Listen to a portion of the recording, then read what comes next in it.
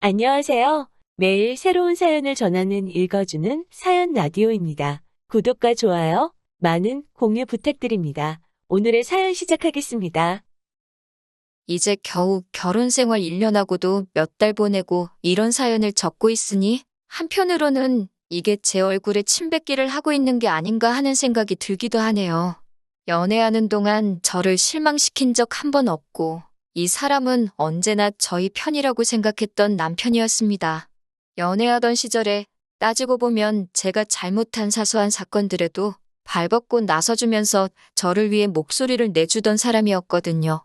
그런데 정작 자기 가족들이 얽힌 일에는 소극적이고 중요할 때는 남이 편을 들어서 남편이라는 말이 괜히 있는 말이 아니라는 게 느껴질 정도로 정말 남이구나 하는 생각이 들 만큼 저를 서운하게 만들더라고요. 어떻게 보면 결혼하면서 저도 남편의 가족의 일원이 된 거나 마찬가지인데 같이 함께한 시간이 짧아서 그런지 제가 아무리 노력해도 저는 남의 집 사람이구나 하는 느낌이 들 때가 하루 이틀이 아니었습니다. 무조건 제 편을 들어주는 것도 바라지 않았어요.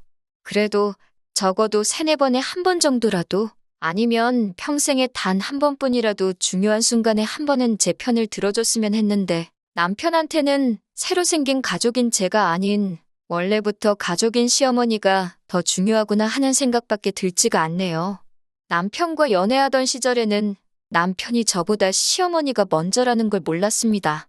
사소하게 다투었던 적마저도 손에 꼽을 정도로 적었기에 결혼까지 결심하게 되는데 큰 어려움이 없었지요. 결혼을 준비하는 과정에서 남편이 모아놓은 돈이 3천만 원도 되지 않는다는 걸 알게 되었습니다.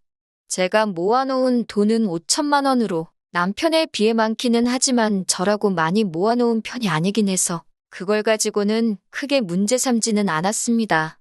남편은 군입대 후 부사관으로 장기복무 신청을 해서 1년 정도 더 군 생활을 하고 나왔거든요. 덕분에 대학 졸업도 늦어지고 취직도 조금 늦은 편이었어요. 그런 부분을 감안하면 3천만 원도 어떻게 보면 잘 모았다고 볼 수도 있기에 그걸 딱히 문제 삼으려고 하지는 않았습니다. 그리고 결혼할 때 시댁 쪽에서 집을 해주겠다고 했었거든요.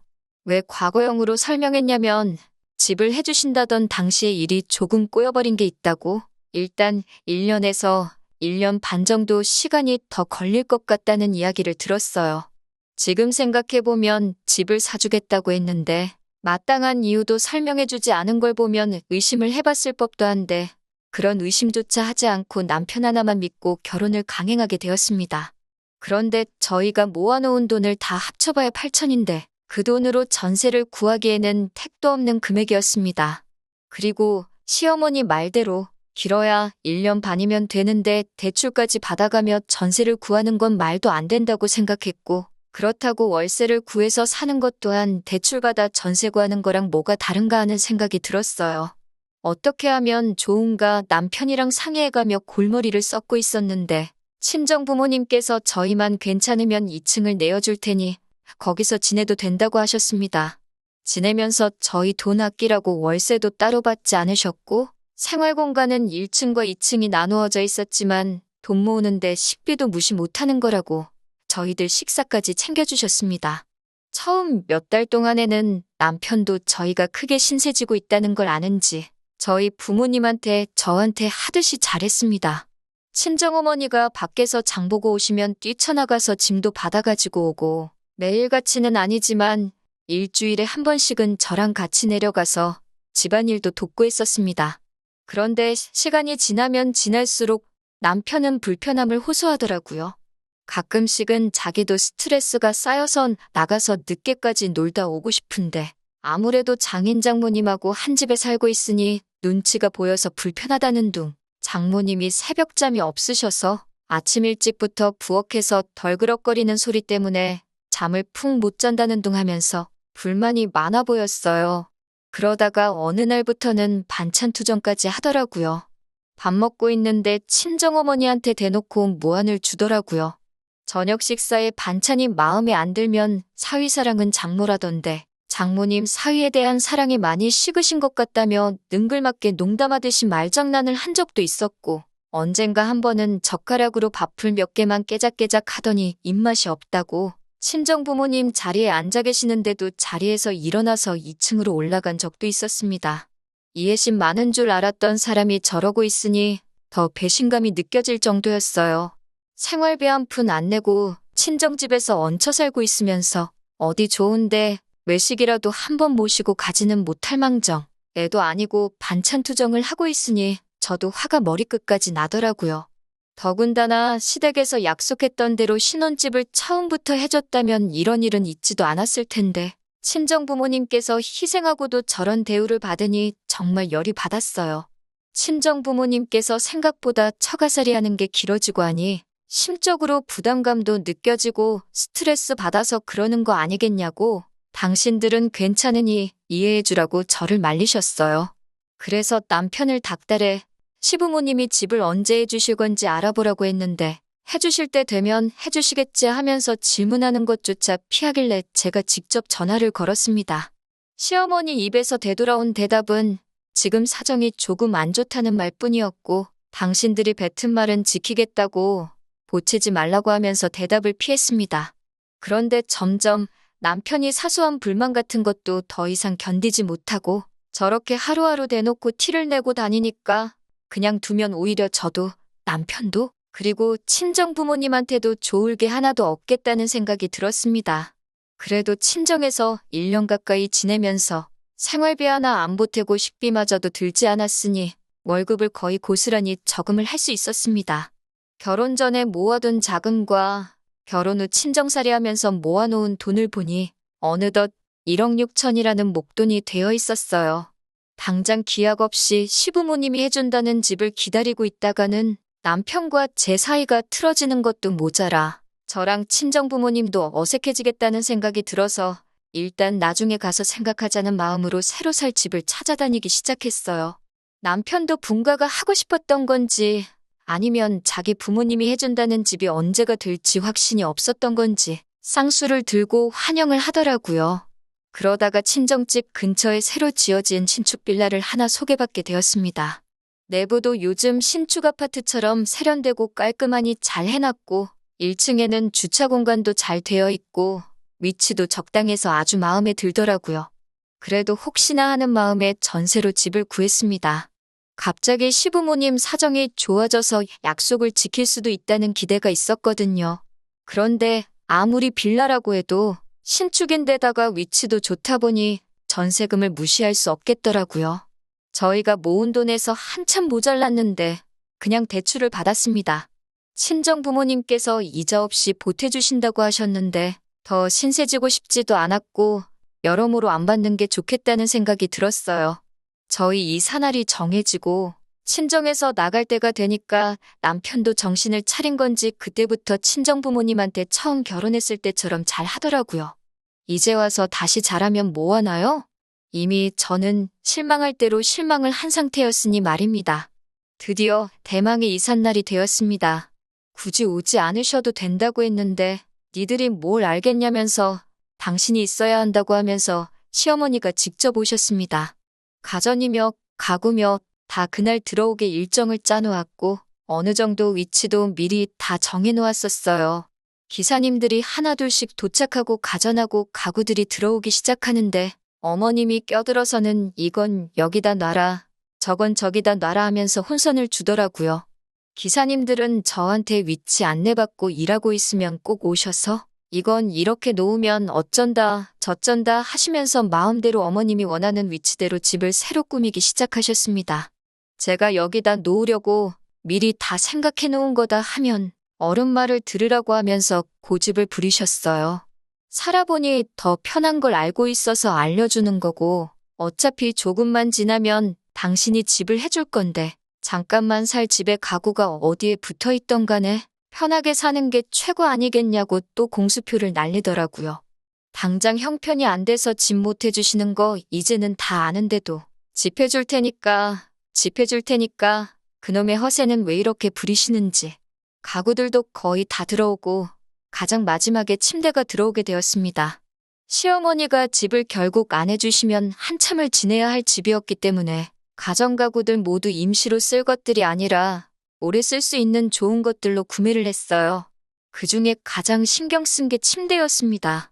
따지고 보면 하루에 가장 긴 시간을 침대에서 보내야 하잖아요? 잠은 좋은 데서 자야지. 다음날 피로도 풀리고 하루가 잘 돌아간다는 말에 침대는 미국 수입 침대로 조금 무리하다 싶을 정도로 투자를 했거든요. 그런데 침대가 들어오고 나서 시어머니가 매트리스에 한번 누워보더니 눈빛이 곧바로 먹잇감을 노리는 살쾡이 눈으로 변하시대요. 신축 빌라이긴 하지만 평수가 넓지는 않아서 침대가 들어오니까 방이 꽉 차더라고요.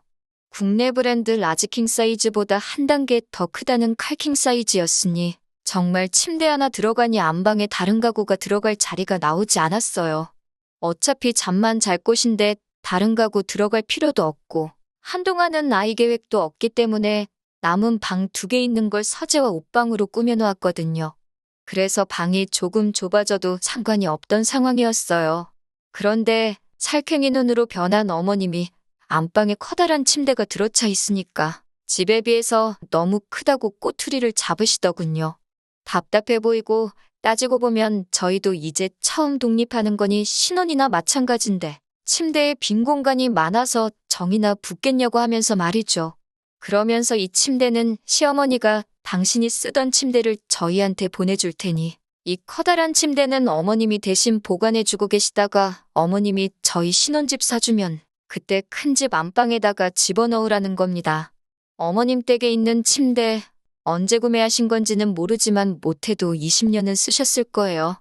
자세히 들여다본 적은 없지만 나무로 된 프레임에 찍힌 자국 여기저기 나 있고 프레임에 딸린 서랍장은 부서져서 나오지도 않는다고 들었거든요. 저희가 큰돈 들여 구매한 침대는 당신이 가져가고 그 오래된 침대를 준다는데 마치 저희를 위해서 선심 써주는 것 마냥 이야기하길래 어이가 없었습니다. 그래서 생각하는 척도 안 하고 싫은데요? 하고 대답했습니다.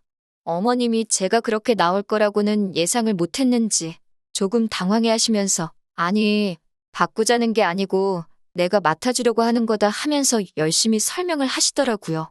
어차피 잠만 자는 방이고 안방 문 열어놓고 지낼 것도 아닌데 딱히 상관없다고 저희가 잘 쓰고 있다가 어머님이 집 사주시면 그때 그대로 가져가도 문제없다고 했어요. 정말 최고급 침대이기 때문에 수명도 길어서 맡아주실 필요도 없고 쓰면 쓸수록 오히려 저희 몸에 딱 맞아가는 침대라서 하루라도 저희가 쓰는 게 더 좋은 거라고 말씀드렸네요. 그리고 기사님한테 감사하다 하고 후다닥 보내버리니 어떻게 가져갈 방법이 사라졌으니 어머님도 더 말을 안 하시길래 알아듣고 포기하셨다고 생각했습니다. 그런데 다음날 퇴근하고 돌아왔더니 저보다 매일 퇴근이 조금씩 늦는 남편이 집에 와 있고 하루밖에 안 누워본 새 침대는 온데간데 없고 어머님이 쓰던 오래된 침대가 안방에 들어가 있더군요. 기어이 저희 침대를 어머님이 쓰시던 개떡 같은 침대랑 바꿔버린 거예요. 남편한테 이게 뭐 하는 짓이냐고 했더니 암만 생각해봐도 어머니 말씀이 맞는 것 같다고. 그리고 어머니가 이렇게 오래된 침대를 쓰시는데 우리가 어떻게 더 좋은 침대를 쓸 수가 있냐는 거예요. 그러니까 우리가 효도 선물로 침대 하나 사드린 셈 치자고 하는 겁니다. 시부모님 침대 하나 새로 장만해 드릴 수도 있죠. 오래된 침대 쓰고 계신다니 남편 말도 아주 틀린 말은 아니었습니다. 그런데 그 말이 저한테는 너무 어이없게 들리더군요. 저희 친정부모님도 오래된 침대 쓰십니다. 심지어 침대 지탱해주는 판이 오래돼서 사가 부스러졌습니다. 얹혀 살던 사위된 입장으로 그 말을 들으면 자기가 새 걸로 사드린다는 말은 못해도 적어도 자기가 고칠 수 있나 한번 보겠다는 말이라도 할 수 있는 거 아닌가요? 그때도 듣는 척 많은 척 말귀를 알아들은 건지 못 알아들은 건지 딴 척만 잔뜩 피던 놈이었어요. 제가 돈 관리를 하고 있었지만 제 맘대로 큰 돈 소비는 할 수가 없으니 제가 나서서 사드린다고 말도 못하던 상황이었고 결국엔 아버지께서 대충 뚝딱뚝딱 고쳐서 괜찮다고 쓰고 계셨거든요. 장인 장모가 쓰는 침대는 낡아 부서져도 아무렇지도 않은 놈이 저를 설득하겠다고 시부모님 오래된 침대 운운하면서 자식된 도리를 따지고 있으니 제가 어이가 없더라고요. 그래서 그 길로 제가 공동으로 관리하던 돈에서 집 구하고 나서 남편 몫으로 들어온 월급은 전부 다 남편한테 돌려줬습니다. 니네 부모한테 효도할 거면 이 돈으로 네가 스스로 하라고요. 그리고 우리 침대는 네가 네 부모한테 효도한 거니까 그 돈은 내가 가져가겠다 하고 침대값만큼 제가 더 가져왔습니다. 서재로 쓰려던 방도 시모가 고집 부려서 인테리어를 엉망으로 해놓았거든요. 그래서 마음에 안 들게 배치해 놓은 거 제가 밖으로 다 꺼내버리고 그 방을 제 방으로 만들었어요. 침대도 같은 회사에서 나온 1인용 침대로 구매해서 방 안에 들여놓았고 남편한테는 니네 엄마가 준 개떡 같은 침대는 너 혼자 쓰라고 나는 내 침대에서 나 혼자 자겠다고 했어요. 제 침대를 사고 남은 돈은 친정부모님 침대 새 걸로 바꿔드렸습니다. 좋을 것 하나 없는 새 집에서의 생활이 시작되었습니다. 시어머니랑 시어머니 부탁 거절 못하는 남편 덕분에 시작부터 좋을 게 하나도 없었지요. 그런데 시어머니의 욕심은 그게 끝이 아니었습니다. 저랑 남편이 출근한 사이 비밀번호 두들겨서 집에 들어오는 건 기본이었어요. 비밀번호를 바꿔놓아도 들어오시는 거 보니 제가 백날 비밀번호 바꿔봤자 지 엄마 모시겨 앞장서서 가르쳐주는 남편이 있기에 헛수고란 생각이 들어서 바꿔놓지도 않았습니다. 아무도 없는 빈집에서 뭐 딱히 하시는 건 아닌 것 같았는데 냉장고에 제가 사놓은 간식 같은 걸 몰래 빼드시는 거였어요. 어차피 누가 먹든 상관없는 간식인데 조금 치사하게 들릴 수도 있지만 시어머니랑 사이가 그러니까 솔직히 그런 거 드시는 것도 기분이 나쁘더라고요. 남편한테 아무리 따져봐야 어머니한테 집 비밀번호도 못 알려주냐고 되려 화를 내니 소용도 없는 일이었습니다. 그렇게 하루하루 짜증이 누적되고 있는 와중에 친정 부모님께서 저를 부르셨어요. 저한테 차키 하나를 건네주시더라고요. 저 시집 가면서 시댁에서는 집을 해준다는데 친정에서 빈손으로 보내기는 뭐해서 저 타라고 외제차를 계약하셨다고 하셨어요. 남편은 친정집에서 회사가 가까운 편이라 괜찮은데 매일 멀리까지 출퇴근하는 제가 마음에 걸리셨다고요. 그리고 그 차를 어제 드디어 인도를 받았다고 하네요. 감사한 마음도 들고 한편으로는 제 지금 상황을 생각해보면 이걸 어떻게 해야 하나 싶더라고요. 금가락지면 품속에 숨기기라도 할 텐데 다른 것도 아니고 자동차를 어떻게 숨기겠어요.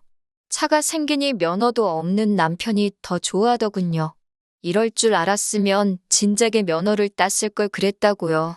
한동안 시모 때문에 저한테 쌀쌀맞게 굴더니 차 가지고 오고부터는 운전 연수 좀 시켜달라고 매일같이 졸라대기 시작했어요.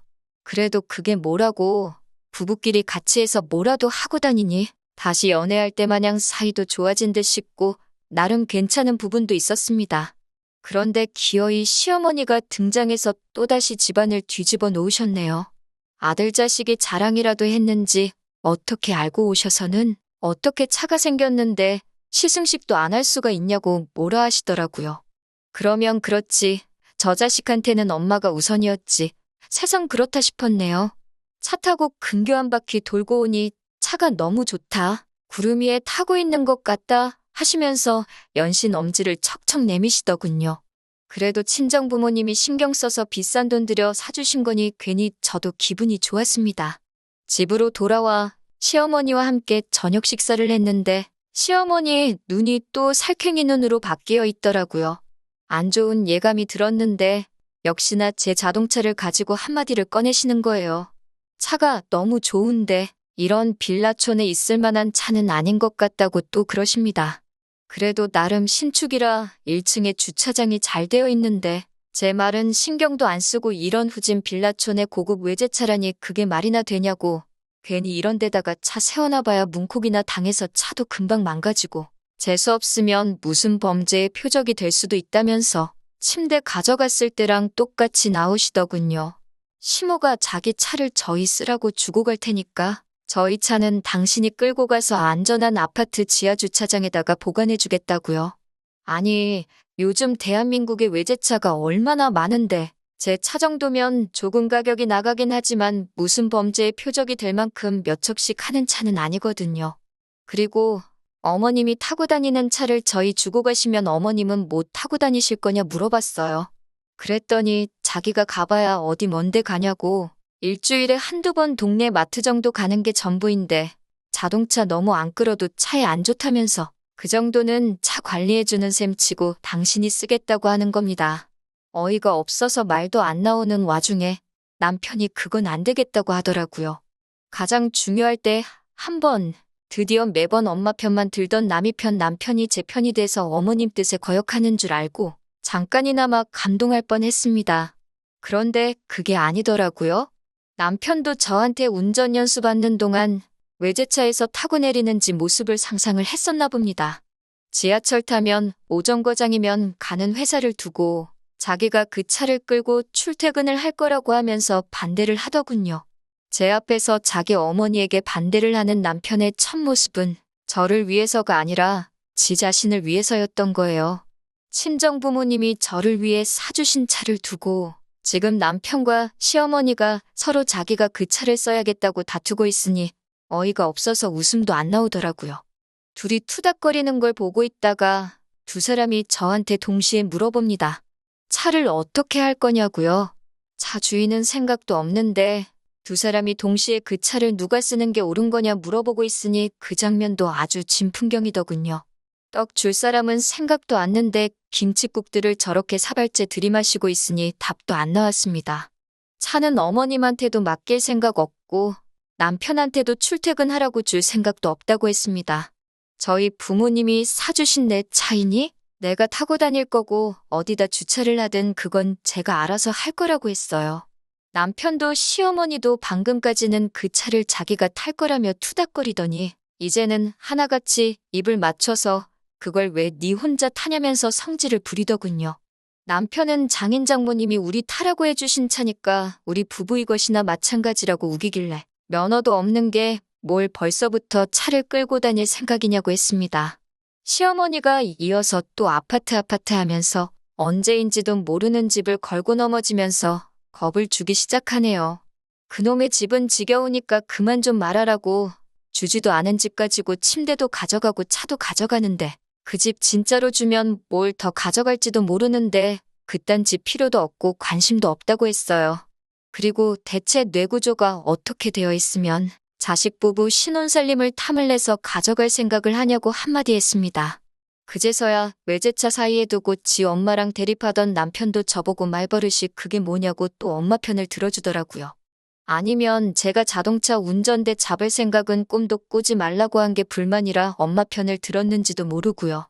아무튼 그동안 남편한테 쌓였던 거랑 시모한테 쌓였던 거 전부 다 쏟아내고 저도 이제 이딴 집 며느리 자리 필요도 없다고 악다구니를 썼어요. 가족 앞에서 남이 편되는 남편도 필요 없고 언제 사줄지도 모르는 그놈의 집도 필요 없고 그걸 인질로 잡고 며느리 세간살이 다 뜯어가려는 시모도 필요 없다고 한참 성질을 내다가 이혼하겠다고 선언하고 집구석 뒤집어 엎어놓고 나왔네요. 그러고 나서야 남편이고 시어머니고 미안하다면서 침대도 돌려주고 차도 욕심 안 부릴 테니까 이혼 안 하면 안 되냐고 나오더라고요. 단칼에 거절했습니다. 합의 이혼 안 해주면 소송까지 갈 거고 그렇게 되면 위자료도 청구하겠다고 강하게 나오니 그 손에는 감수 못하겠는지 꼬리 내리고 이혼 도장 쾅 찍어주더라고요. 그렇게 1년 몇 개월 만에 저는 이혼을 하게 되었습니다.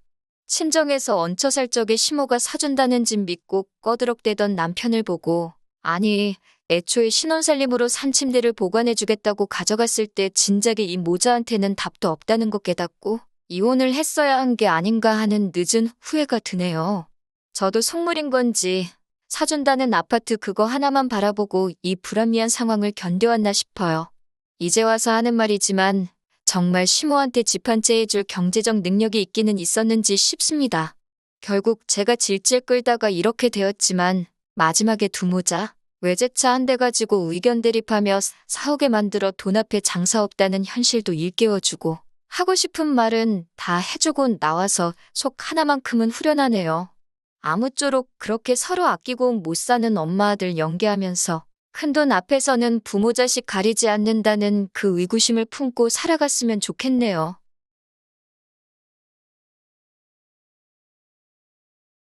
긴 이야기 들어주셔서 감사합니다. 오늘의 사연은 여기까지입니다. 구독과 좋아요, 알람 설정해주시면 앞으로 더 좋은 사연으로 찾아오겠습니다. 감사합니다.